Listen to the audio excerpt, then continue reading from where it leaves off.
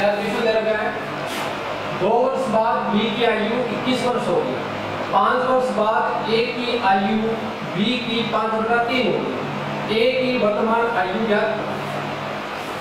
सबसे पहले तो ये देखो, ये अनुपात क्या दे रखा है? ए और बी का अनुपात। ए की जो आयु है वो बी की आयु की कितनी होगी भाई? 5/3 होगी। लेकिन कब होगी? देखो 5 वर्ष बाद होगी। तो a बराबर क्या आ जाएगा? a बटा b बराबर क्या आ जाएगा? बोलो a बटा b बराबर क्या आ जाएगा? या a अनुपात b क्या आ जाएगा?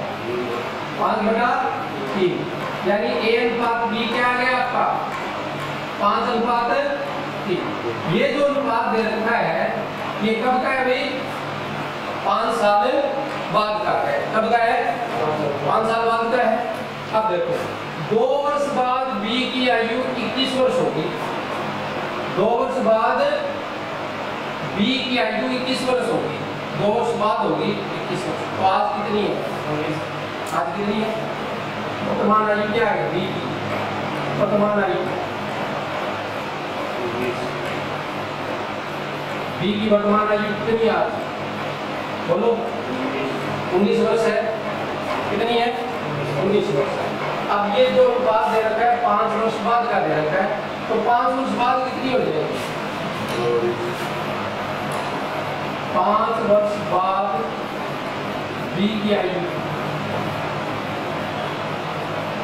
बोलो 24 वर्ष हो जाएगी। अब देखो 5 वर्ष बाद की हमने बी की आयु निकाली और अनुपात बी कब का दिया हुआ है? 5 वर्ष बाद का दिया हुआ है कि नहीं? तो कौन किसके बराबर होगा? 24 किसके बराबर होगा? बताओ 24 किसके बराबर होगा? बी की हमने 5 वर्ष बाद की निकाल ली और 5 के कैसे होगा? 3 भी होगा क्योंकि बी की आयु तो ये है ना, ये ए की है। तो 24 किसके बराबर आ गया? 3 के बराबर हो गया। अब निकालनी किसकी है भाई? ए की निकालनी है। तो ए का अनुपात कितना है? 5। ये काटा कितना हुआ? 3 8 24 और ये कितना आ गया आपका? 40 वर्ष।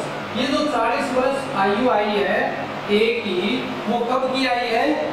5 साल बाद की आई है। कब की आई है? 5 साल बाद की आई है। लेकिन अपने को चाहिए क्या? वर्तमान आयु।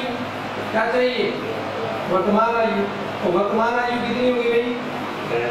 35 वर्ष। ये छोटी छोटी चीजें आपको ध्यान में रखनी है।